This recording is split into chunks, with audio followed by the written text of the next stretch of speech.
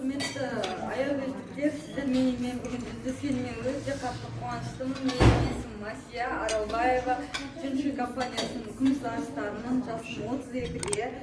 Мен жас пенсионермін. Компанияның ең бірінші мен бұндай үлкен дәрежеге жету үшін әрине денсаулығыма келдім. Мына екі қол кеудеге жабысып қалған күйі, аяқ кәрінің қазақтағы 8 сан секілді өрілген күйі 30 грамм 26 сантиметр өрім есігін аштым.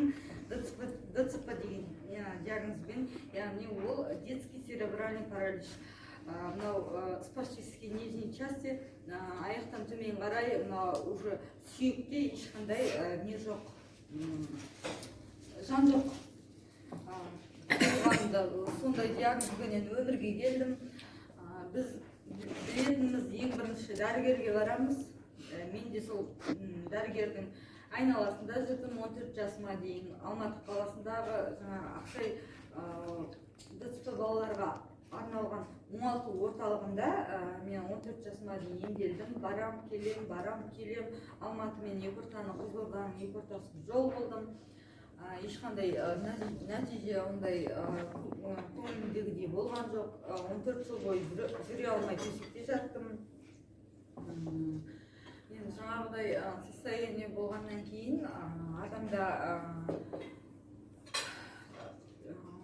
кейде енді болады, түңілесің, қиналасың, бірақ мен ешқашан үмітімді үзіп көрген жоқпын Алладан. Ең соңғы мен больницадан шығарып жіберген кезде мына баланың 20 күн ғана өмірі бар, 20 күннен кейін өледі деп айтты. Өйткені организм химикаттан отказ берген, 1 жастан бастап химикатты салғаннан кейін 14 жаста осы организм химикаттан отказ берді. Сөйтіп больницадан шығарды, елге келдік, ешқандай мүмкіншілік жоқ. Осы уақытқа дейін біз бар мүмкіншілікті жасадық деді дәрігерлер. Мен ол кісілерге өкпем жоқ, бірақ бізде ешқандай мүмкіншілік жоқ деді. Сонан кейін жаңағы сөз мен өте қатты әсер етті. Жүрегіме 20 күн ғана өмірі бар, одан кейін o'tnelік болады деген сөз. Уже скоро деген сөз ғой, тоже жақында деген сөз.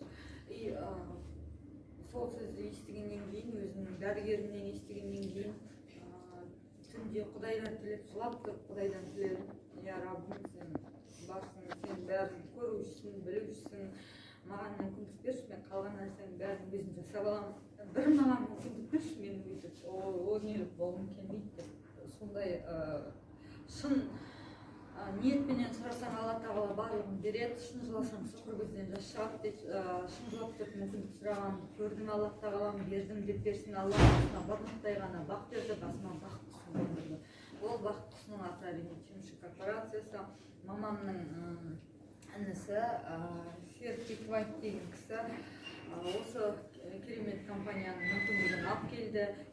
Менде ең бірінші компанияның өнімін ішетін кезде бұл өнім маған әсер ете ма, етпейді ма? Менде ешқандай бейбір болған жоқ. Өткен себебі өмір сүру керек болды. Жақсылық нәрсені көргім келді. Барлық нәрсеге адам талпынасың ғой.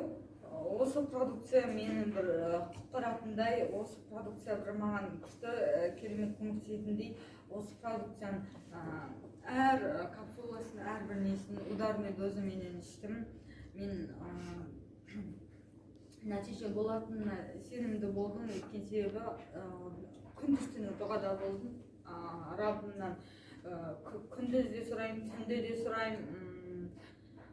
Өзім денсаулығымды сұрадым.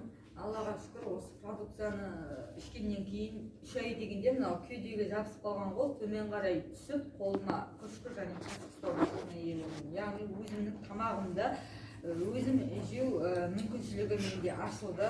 Оның алдында менде біреу тамақтандыратын, біреу далаға шығаратын сондай состояниеде жатқан адамның ең бірінші нәтижесі сондай болды. 6 ай дегенде мынау аяғыма ине қалай кіреді, адам аяғым дәл сол секілді жан кіре бастады. 1 жыл дегенде төсектен тұрдым, төсектен тұрғанда қалай екі жағымнан екі адам ұстап тұрады, жіберсе құлап қалам, біреу ұстаса тұрам. жүрсе равновесие кала берем. Сондай дәрежеде тұрдым, біреудің көмегіменен тұрдым. Сонан кейін коляскеге отырдым, коляскеде 7 ай отырдым. 7 айдан кейін в общем 3 жыл продукцияны үзбей ударный дозаменен ішудің нәтижесінде бас аяға мен төсектен тұрып, коляскеге отырып, коляскемен жүру мүмкіндігіне ие болдым. 14 жасымда компанияға келдім. 27 декабрь 2004 жылы 2005-тің 1 қаңтарынан бастап түстім. 2008-тің 11-ші несінде ноябрінде болу керек, октябрінде ма, ноябрінде ма 8 жылдық мерейтой болды компанияның. 8 жылдық мерейтойы болды Алматы қаласында. Сол мерейтойға өз аяғыммен жүріп бару бақыты маған бұйырды.